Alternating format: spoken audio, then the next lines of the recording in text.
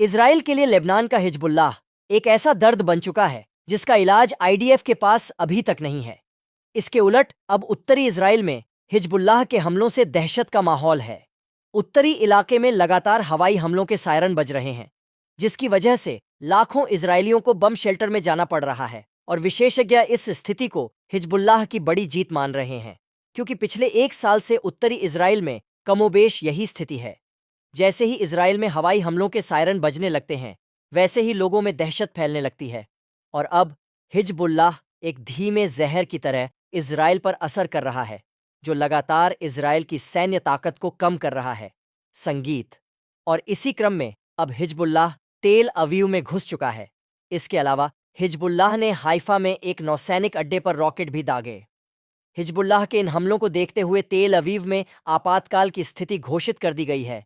इस हमले को लेकर ईरानी समाचार एजेंसी प्रेस टीवी का कहना है कि हिजबुल्लाह ने तेल अवीव पर गाइडेड मिसाइलों का एक जत्था दागा, और इस हमले के तुरंत बाद हिजबुल्लाह के लड़ाकों ने हाइफा में स्टेला मैरिस नौसैनिक अड्डे पर भी कई मिसाइलें दागीं।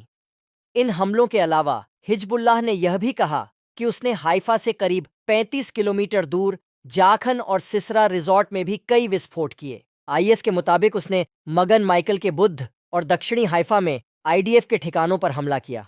आपको बता दें कि इन हमलों से पहले हिजबुल्लाह ने तेल अवीव के पास गिलट सैन्य अड्डे पर मिसाइलों की बौछार की थी, और मोदीन इलाके में हवाई हमलों के सायरन बज रहे थे। इतना कि बेन गुरियन एयरपोर्ट पर विमानों की आवाजाही भी रोकनी पड़ी। और यही कारण है कि अब हिजबुल्लाह के इन हमलों की वजह से इजरायली एजेंसियों को टाइल अवीव इलाके में आपातकाल की स्थिति घोषित करनी पड़ी। इन सब में बड़ी बात यह है कि हिजबुल्लाह के इन हमलों से पहले इजरायली सेना ने लेबनान की राजधानी बेरूत में रफ़ी हरीरी अस्पताल के पास हवाई हमला किया था, जिसमें 32 लोग घायल हो गए थे और कम से कम 4 लोगों की मौत हो गई थी। ये हमला इतना भीषण था कि बचाव दल अभी भी मलबे में दबे लोगों को निकालने की कोशिश कर रहा है। मीडिया रिपोर्ट्स के मुताबिक आईडीएफ ने 21 अक्टूबर 2024 की रात को यहां कम से कम 15 हवाई हमले किए हैं।